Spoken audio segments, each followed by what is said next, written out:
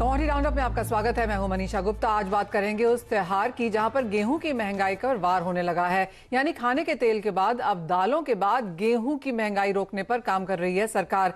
साथ ही बात करेंगे अमेरिका में अच्छे जॉब डेटास की, जिसका असर हमने यहां पर कच्चे तेल, सोने चांदी और मेटल्स पर भी आता हुआ देखा है। इसके अलावा हमारे साथ होंगे कमोडिटी किंग अनिल अग्रवाल, जिनसे बात करेंगे भारत में कैसे बन सकता है कमोडिटी में सुपर पावर यहां पर। लेकिन शुरुआत यहां पर गेहूं के साथ ही करेंगे, जहां पर हमने काफी सारी अब दिक्कतें आते हुए देखी हैं।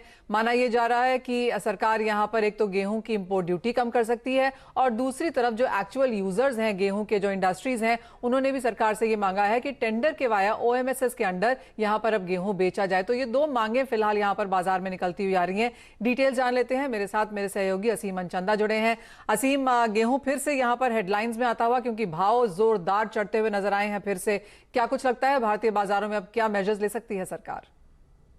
देखिए, गेहूं के दाम जो है अपने पीक पर है। खासतौर पे कि एमएसपी से 30 से 35% जो है हाई पर जो है चल रहे हैं।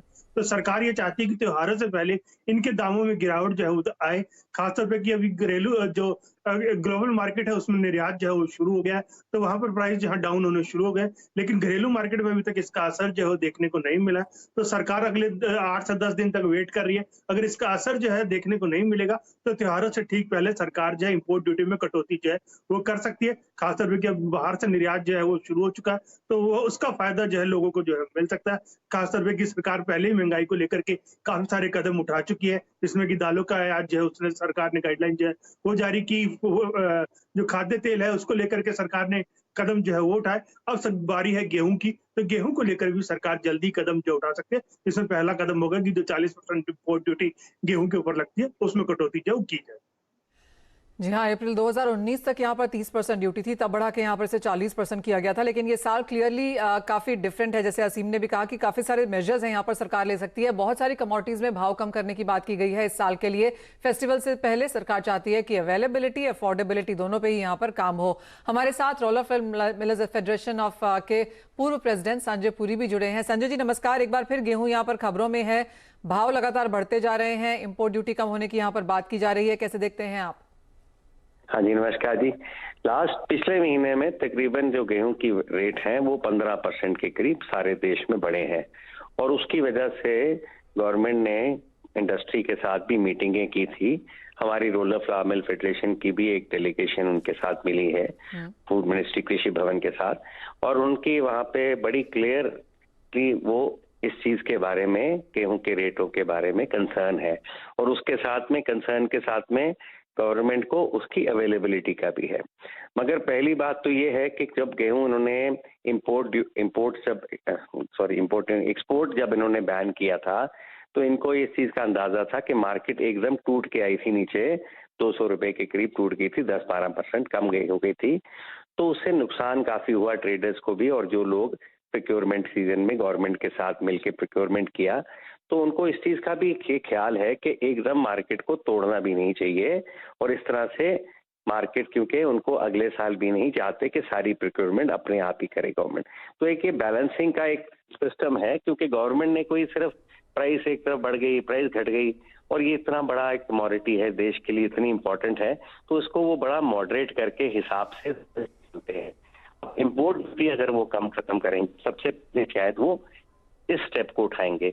वो इसके लिए कि अगर इम्पोर्ट ड्यूटी खत्म भी कर देते हैं, तो तकरीबन 40% कम होने के बावजूद भी गेहूं जो सी है हमारे पोर्ट्स में $400 से नीचे नहीं पड़ेगी।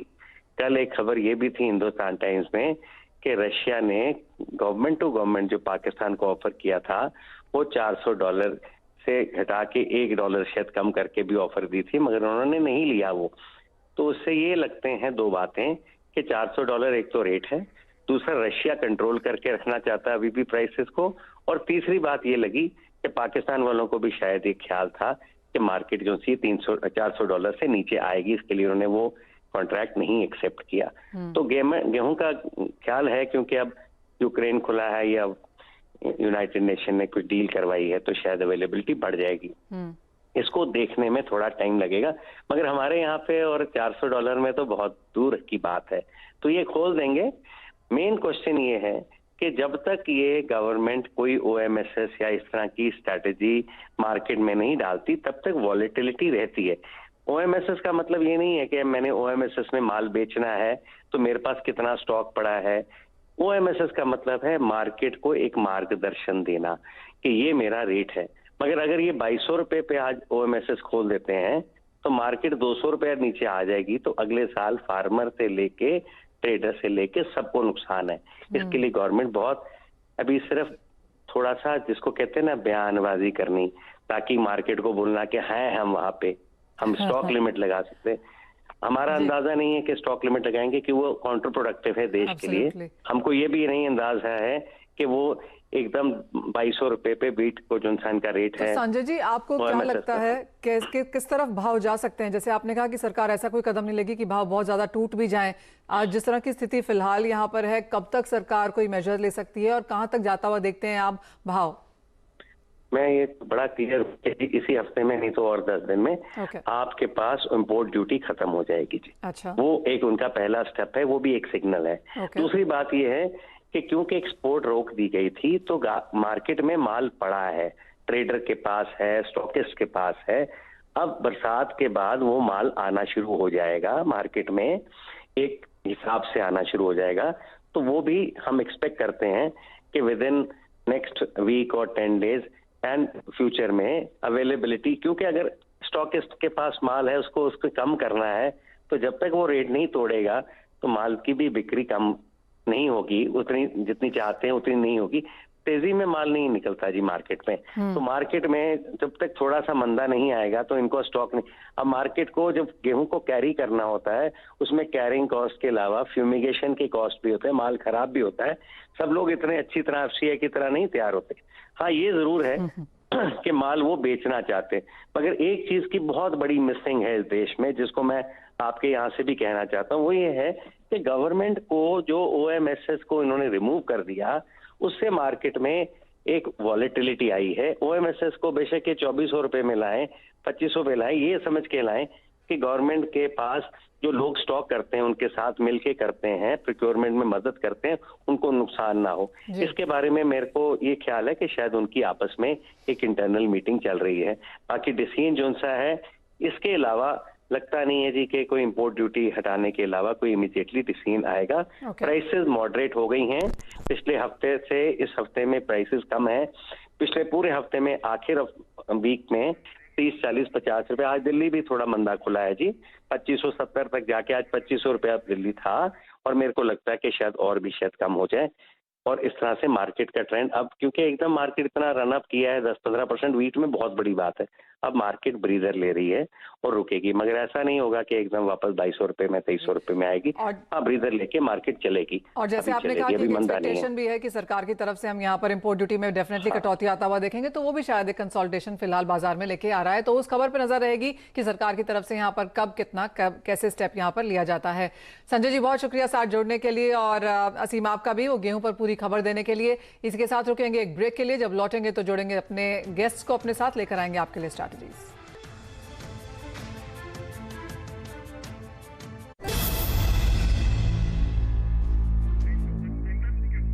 कमोडिटी राउंडअप में आपका स्वागत है। हमारे साथ हमारे गेस्ट जुड़ चुके हैं, निर्मल बैंक के कुणाल शाह, एलकेपी सिक्योरिटीज के जतिन त्रिवेदी।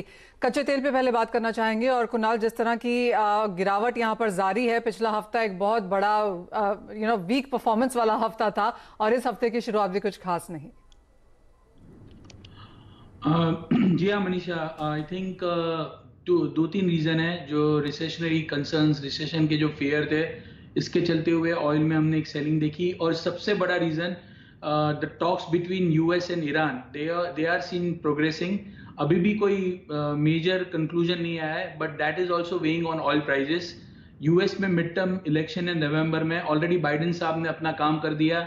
125 से आज ऑयल $88 तक आ गया है। So already half of the job is done. So the headline inflation in US, जो वेडनेसडे को डेटा आने वाला है यूएस इन्फ्लेशन का, उसमें first time after so many months हम देखेंगे because of the energy prices going down, the inflation will go down in US. So things are looking quite clear right now. मुझे ये level से immediately ज़्यादा short करने ऐसा नजर नहीं आ रहा है, मैं एक्सपेक्ट कर रहा हूँ कि ये लेवल से बाइंग करनी चाहिए ऑयल में। 7140 के आसपास MCX में आप बाय कीजिए। पुल बैक 150-200 रुपए का पुल बैक देखने मिल सकता है, ये लेवल पे शॉर्ट नहीं करना चाहिए। 7250 टू 7300 के टारगेट आपको 1-2 दिन में ऑयल ट्रेड करते हुए दिखा सकता है। So my view is not bullish fundamentally, but एक पुल बैक के लिए आप ऑयल में बाय कर सकते हैं। ऑलराइट, सोने चांदी में अगर बात करें तो हल्का सा पुल बैक यहाँ पर भी देखने को मिला है। जतिन, इन करंट लेवल्स पे अब क्या करने की राय देंगे? Last week we have seen prices जो है वो कहीं ना कहीं एक पॉजिटिव नोट पर ही एंड होते हुए देखने मिले हैं वीकली बेसिस पे, वीक ऑन वीक बेसिस पे। तो प्राइसेस का आउटलुक अभी भी पॉजिटिविटी का रुझान जो है वो जारी लग रहा है मुझे। पिछले 3 हफ्ते से गोल्ड के प्राइसेस जो है वो पॉजिटिव क्लोजिंग दे रहे हैं। साथ ही साथ में अगर हम देखें तो टेक्निकली स्ट्रक्चर भी अच्छी खासी रेंज बाउंड जो टेरिटरी में पहले ट्रेड कर रहा था 51,500 के ऊपर क्रॉस करना बहुत डिफिकल्ट था उसके लिए। तो ये 51,500 के ऊपर अभी मेंटेन्ड है गोल्ड प्राइसेस MCX पर। मुझे लग रहा है कि कंटिन्यूड रहना चाहिए पॉजिटिविटी का रुझान जो है वो। इस हफ्ते अगेन मुझे लग रहा है प्राइसेस का आउटलुक पॉजिटिव रहना चाहिए। बाय एंड डिप्स का मार्केट बना हुआ है। 51,500 अब एक बेस सपोर्ट बन के चलना चाहिए गोल्ड के लिए। और हायर लेवल से मुझे लग रहा है 52,300 से लेकर 52,500 के लेवल्स जो है वो टेस्टिंग लेवल्स रहेंगे for gold prices. Day traders के लिए अपॉर्चुनिटी बनेगी 51,700 से लेके 51,800 के बीच में बाइंग के हिसाब से। हायर लेवल्स पे 52,100 से लेके 52,050 ये जो लेवल है कहीं ना कहीं रेजिस्टेंस प्ले करते हुए देखने मिलेगा इंट्राडे में। आज के दिन मंडे के दिन कोई बड़े ट्रिगर्स है नहीं गोल्ड के प्राइसेस के लिए, तो ये एक्सपेक्ट कर रहा हूँ मैं कि एक रेंज बाउंड सेशन में रह सकता है बिटवीन 52,100 एंड 51,700। तो ये 300-400 पॉइंट की जो रेंज है उसके अंदर ट्रेड करते हुए देखने मिल सकता है गोल्ड की prices. But overall the whole week के हिसाब से अगर हम देखें तो पॉजिटिविटी का रुझान रहना चाहिए।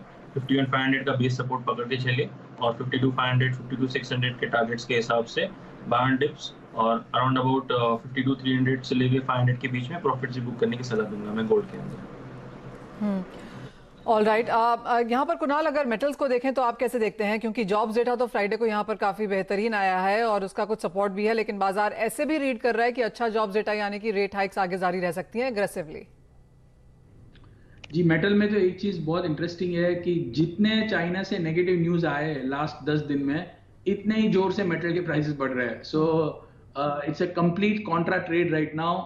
The markets are expecting a major stimulus from China. It's not coming, but I think अभी भी मुझे लग रहा है मेटल्स में बाइंग ही करना चाहिए, बाय एट डिप्स, बिकॉज ऐसे चाइना अपने रियल एस्टेट सेक्टर को गिरने नहीं देगा। कहीं ना कहीं आज कल परसों कभी भी ये हफ्ते में पैकेज का अनाउंसमेंट चाइना से आना चाहिए। और मैं तो मेटल में कॉन्ट्रा ट्रेड लेने के लिए रिकमेंड करूंगा। कॉपर 655 में लीजिए, 660 662 के टारगेट्स के लिए, और 650 के नीचे स्टॉप लॉस रखिए। सो बाय इट डिप्स और looks quite positive to me. दूसरा, जो स्पॉट के कॉपर के प्रीमियम्स है वो बढ़ना चालू हो गए। $15 से $30 $45 तक प्रीमियम बढ़ रहे हैं। सो फिजिकल मार्केट में टाइटनेस दिख रही है कॉपर में। चिले, पेरू जो मेजर प्रोड्यूसर्स है वहां पे प्रोडक्शन गिर रहा है। So I think the follow up buying should come more than the supply side story. The expectation of stimulus will drive copper prices up. Alright, तो कुणाल की तरफ से वहां पर एक चेंज उनकी स्ट्रैटेजी में आता हुआ खरीदारी यहाँ पर मेटल्स में अब दिखने लगेगी। जतिन, आप कैसे देखते हैं यहाँ पर रुपए को? क्योंकि काफी कुछ यहाँ पर कैलकुलेशंस पे भी डिस्कस करेगा। पिछले हफ्ते हमने काफी वीक न्यूज आते हुए देखी है, चाहे वो भारत का ट्रेड डेटा हो या फिर जिस तरह का सेल ऑफ इक्विटीज में आया। अब कैसे रेंज देखेंगे आप इस हफ्ते के लिए रुपए में?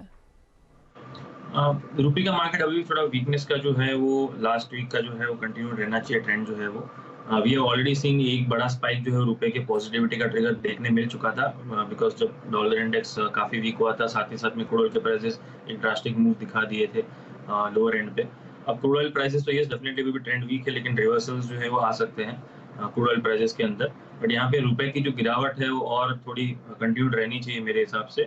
जो प्रीवियस उसके जो हाईज हैं वो टेस्ट करने जा सकता है। USD INR पेयर जो है वो रुपी जो है फिर से वो लोअर लेवल्स टेस्ट करने जा सकता है। 80 का जो मार्क है वो ऑन द फ्यूचर्स मार्केट अगर स्पेसिफिक में बात कर लूँ, जो लेवल स्पेसिफिक मुझे लग रहा है जो लेवल्स पहले टेस्ट होने चाहिए वो अराउंड अबाउट 79.95 से लेके 80.10 ये जो लेवल है बैरियर रेजिस्टेंस पॉइंट का USD INR के लिए, ये लेवल जरूर पहले टेस्ट करने जाएंगे। उसके पहले मुझे कोई गिरावट USD INR पेयर के अंदर दिख नहीं रही है। कंक्लूजन, रुपए के अंदर अभी भी कोई पॉजिटिविटी का रुझान जो है वो दिख नहीं रहा है। 79.50 के नीचे जब तक ट्रेड कर रहा है रुपया तब तक वीकनेस जो है वो कंटिन्यूड रहना चाहिए। और 80 के पहले कहीं पे भी रेजिस्टेंस नहीं है USD/INR पेयर के लिए। जी मनीषा। Alright, point taken. तो कुछ खरीदारी की राय यहाँ पर क्लियरली निकल के आती हुई जहां तक मेटल्स और एनर्जी की बात है, और रुपया यहाँ पर थोड़ी सी गिरावट आगे भी दिखा सकता है। बहुत शुक्रिया कुणाल जतिन हमारे साथ जुड़ने के लिए। और अब हमारी खास पेशकश आजादी के अमृत महोत्सव की आत्मनिर्भर भारत के वेदांत कहानी के बारे में हमने बात की कमोडिटी किंग अनिल अग्रवाल से। उनके मुताबिक भारत में नेचुरल रिसोर्सेज की भरमार है और अगर हम इनके एक्सप्लोरेशन पर जोर दें तो भारत को सुपर पावर बनने में कोई रोक नहीं सकता। सुनते हैं।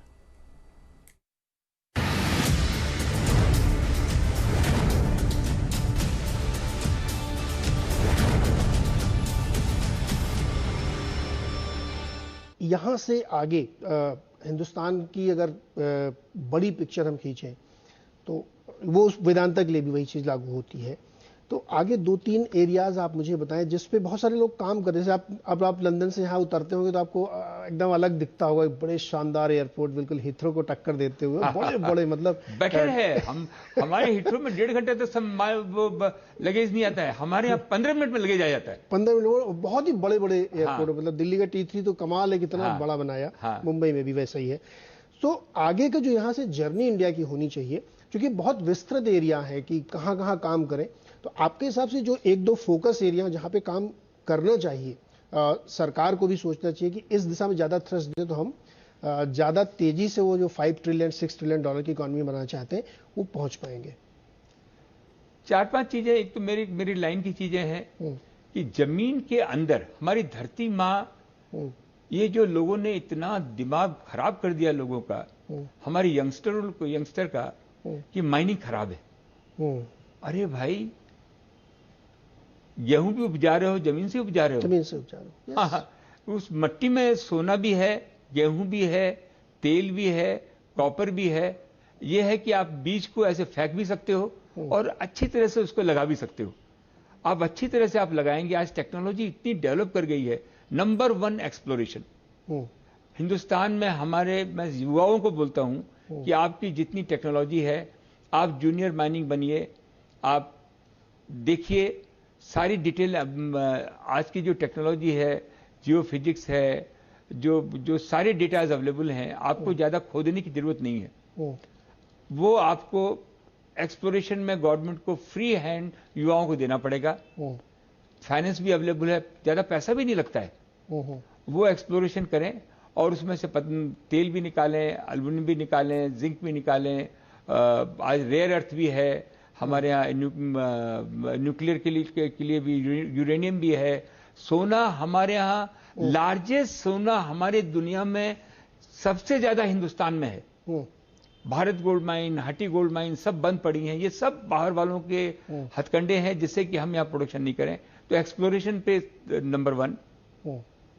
उस एक्सप्लोरेशन से अगर हमारे बच्चों ने वो बड़ी कंपनियों का हाथ में नहीं दे, वो ट्रेडेबल हो जाए। अगर उन्होंने कुछ एक्सप्लोरेशन करके कुछ निकाला तो वो बड़ी कंपनियों को बेच सकती है। आज के दिन जितने भी स्टार्टअप हैं वो बड़ी कंपनियों को बेचते हैं। अगर बिल गेट को देखेंगे तो उनकी कंपनी क्यों बनी? कि उन्होंने हजारों कंपनियों को खरीदा, स्टार्टअप को खरीद के उसमें 1000 में से हो सकता है उनकी 500, 400, 200 खराब भी हो गई होंगी, क्योंकि उन्होंने खरीदते चले गए। तो ये काम आपको एक्सप्लोरेशन के लिए भी करना पड़ेगा और वो उसको बेचते जाएं, एक्सप्लोरेशन करते जाएं, कि उनके पास तो बिलियंस ऑफ डॉलर है नहीं, बड़ी कंपनियां करेंगी। तो एक्सप्लोरेशन का बहुत बड़ा है कि जमीन के अंदर में जितनी भी चीजें, उससे में आज हमारा 40% पैसा जा रहा है। विश्वास करें, जितना विश्वास करेंगे उतना आगे बढ़ेगा। पैसा कमाना कोई जुर्म नहीं है। हम ये समझ में नहीं आता है कि पैसा कमा रहा है तो वो वापस लगाएगा ही लगाएगा।